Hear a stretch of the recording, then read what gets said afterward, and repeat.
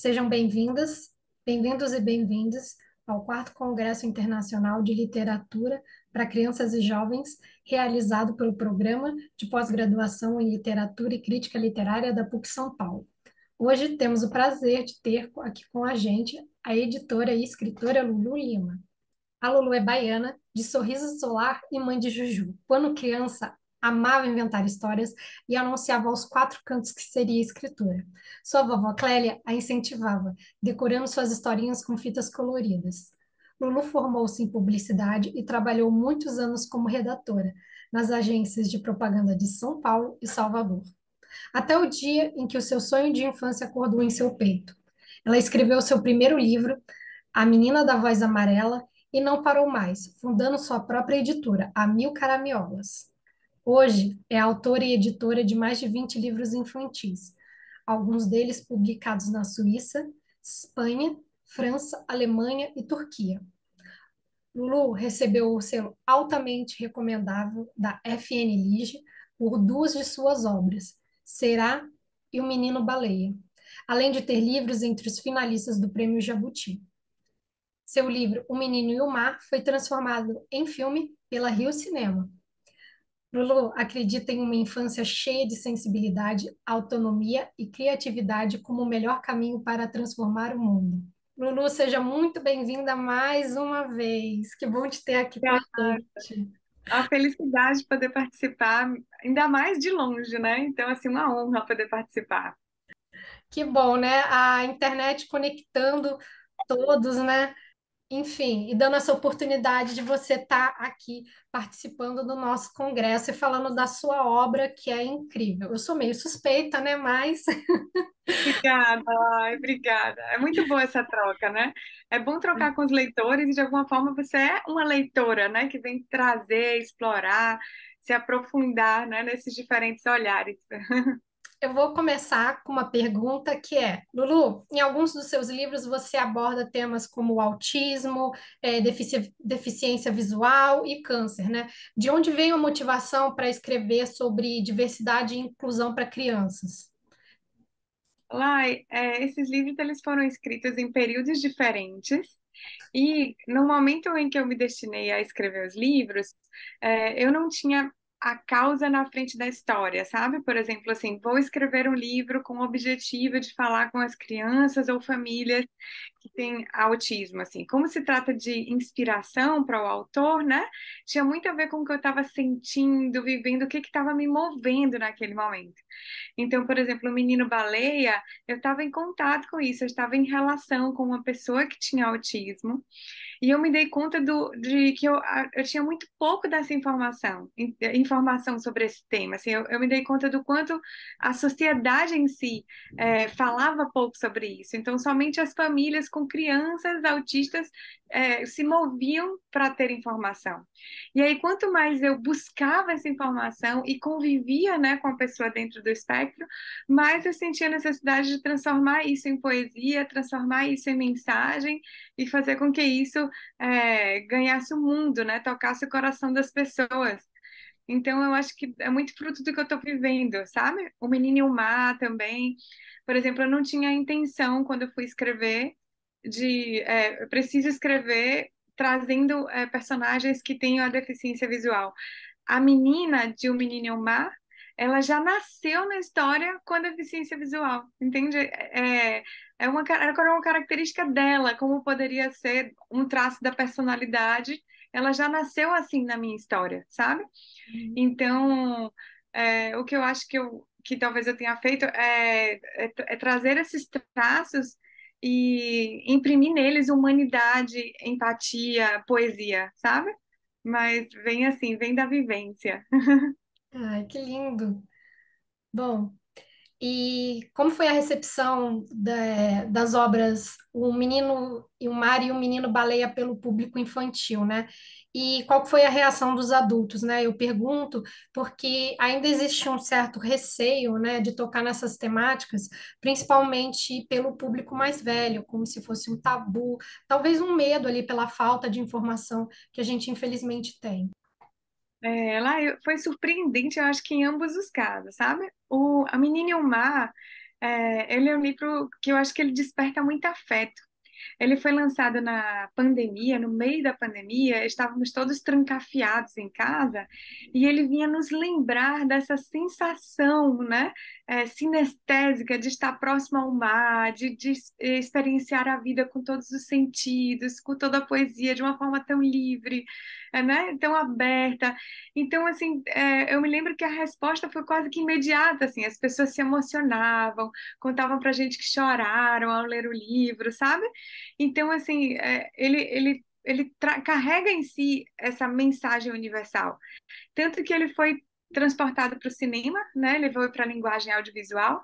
Ele recebeu prêmios no mundo inteiro, no mundo inteiro. Se você for lá no Instagram, a Menina e o Mar, porque ele ganhou esse título, né?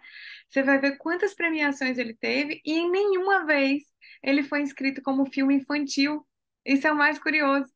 Então, são os mesmos personagens, a mesma história, tocando as pessoas no mundo todo, né? E ele não foi escrito na categoria infantil. Então, a mensagem é universal, sabe? A mensagem de empatia, no caso do Menino e o Mar, né? A mensagem da gente poder ver a vida através dessa sensibilidade, ela é universal. Então, eu acredito que as boas histórias não têm idade, viu, Lai?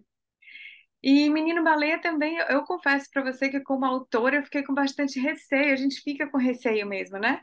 Porque a gente está se dedicando a falar sobre um tema que ele não é tão, as pessoas não se dedicam a falar tão abertamente sobre ele. Então, como autora, fiquei preocupada com a recepção. Mas, mais uma vez, eu fui testemunha dessa verdade, assim. Quando a história, ela também é mergulhada numa verdade, né? E nessa poesia, ela traz uma força por si própria, ela se espalha, ela toca os corações, sabe? Então, a recepção foi muito maravilhosa, tanto que ele recebeu, né, o selo altamente recomendável da Fundação, e eu tive no ano passado na Alemanha, na feira de Frankfurt, para falar sobre esses dois livros, O Menino Baleia e O Menino e o Mar, né? O tema acessibilidade e inclusão nos livros infantis. Então, foi uma resposta maravilhosa do público. Ainda bem, fiquei feliz. Bom, porque são duas obras incríveis, Lulu. São Ah, apaixonantes mesmo. Eu olho para aqueles desenhos ali do mar, dá vontade até de mergulhar no livro, de ir numa praia. Você fica totalmente imersa nas imagens. São lindos, lindos. E, claro, né, o seu texto é maravilhoso. isso que eu ia te falar. Essa imagem, essa forma de contar a história através da imagem, Elai, a gente tem que atribuir muito também aos ilustradores, né? Não só eu recebo com muito carinho os elogios, mas que felicidade eu tive dessas parcerias com a Natália Gregorini e com o Alain Bessoni, né? Tem muito da alma deles ali, em cada traço, na aquarela, sabe? É uma travessia que você faz junto com os ilustradores. Então, é o mérito deles também, essa obra ser tocante, assim, as duas, né? As duas serem. Com certeza. Eu mesma comprei o livro para dar de presente para a filha de uma prima, fiquei tão encantada que tive que comprar um para mim. Ah, que bom! Tá vendo que não tem idade? Não tem idade. Exatamente. Enfim, falando do Menino e o Mar, né? Ele virou um audiolivro que foi distribuído gratuitamente em plataformas de streaming de áudio como o Spotify, né? O que te motivou a fazer esse tipo de adaptação utilizando audiodescrição em uma linguagem mais poética e como que foi esse processo, Lulu? Assim, o livro traz em si essa causa, né? Tá na coluna vertebral dele, né? Uma criança, a personagem principal, uma criança que ela não enxerga. Então, como lançar um livro infantil, né? E querer falar com as crianças e não pensar nas crianças e adultos que não enxergam. Então, na mesma hora que o livro foi lançado, a gente já estava executando, porque nesse caso a produção leva muito mais tempo, né? A gente se moveu na direção de fazer o audiobook.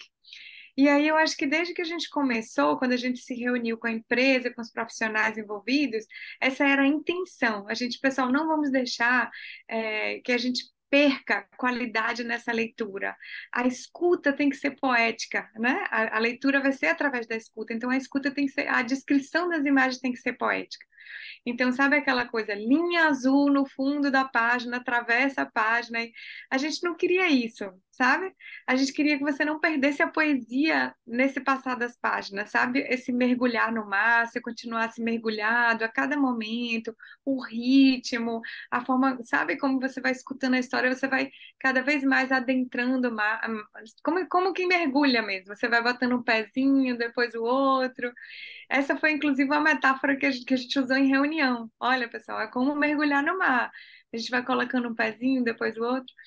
E aí a gente, para que isso fosse viável, a gente trabalhou em cima da áudio, como você acabou de falar, audiodescrição, AD poética, audiodescrição poética das imagens.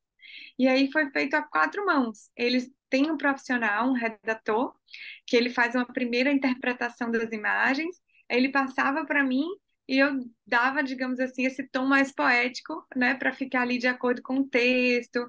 E aí, quando você vai somar os efeitos sonoros, vira uma experiência de fato bacana de se viver, né? Inclusive para quem pode ver. Então, muitas crianças tinham livro, mas na hora de dormir escutavam audiobook, sabe?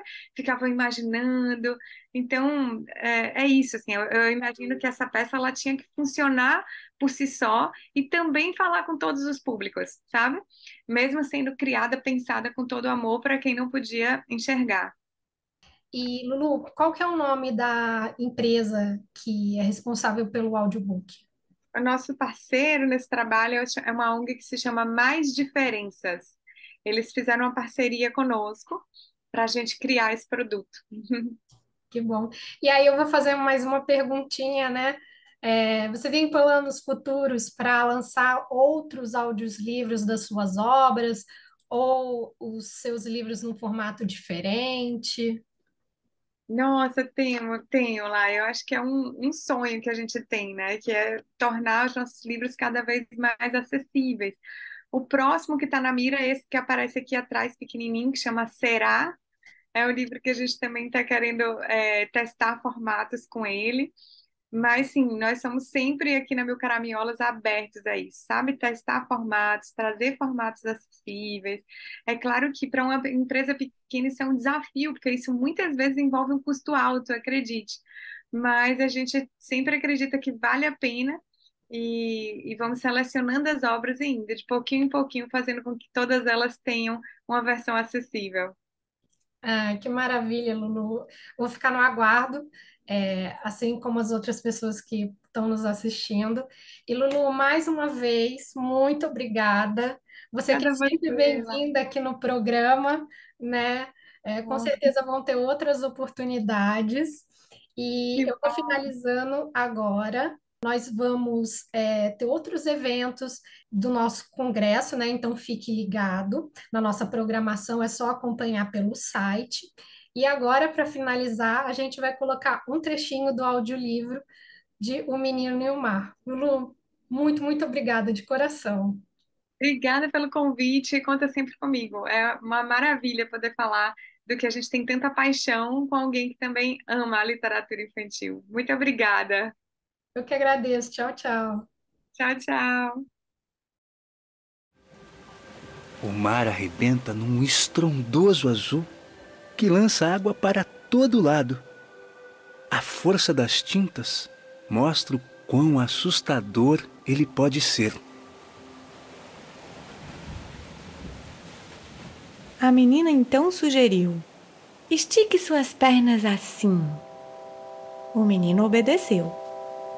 De repente, a onda veio de levinho e cobriu os pés dos dois. Viu? Este é o carinha do mar, disse ela sorrindo. Os dois estão sentados com as pernas esticadas. Os óculos dela agora estão sobre a areia e ela está de olhos fechados. O mar toca de leve nos pés das crianças. O menino sorriu de volta, mas ela não viu. O calção azul dele e o maiô dela, com listras pretas e brancas, se destacam na areia. Os rostos não aparecem, apenas o mar que cobre as pernas dos dois. Você tem que escutar o que o mar te diz, disse ela. Mar não fala, ele respondeu desconfiado. Então, vamos fazer um pouquinho de silêncio. Ela fecha os olhos para se concentrar na escuta. Ele também fecha os seus. O som do mar chega para os dois em melódicas e delicadas linhas azuis.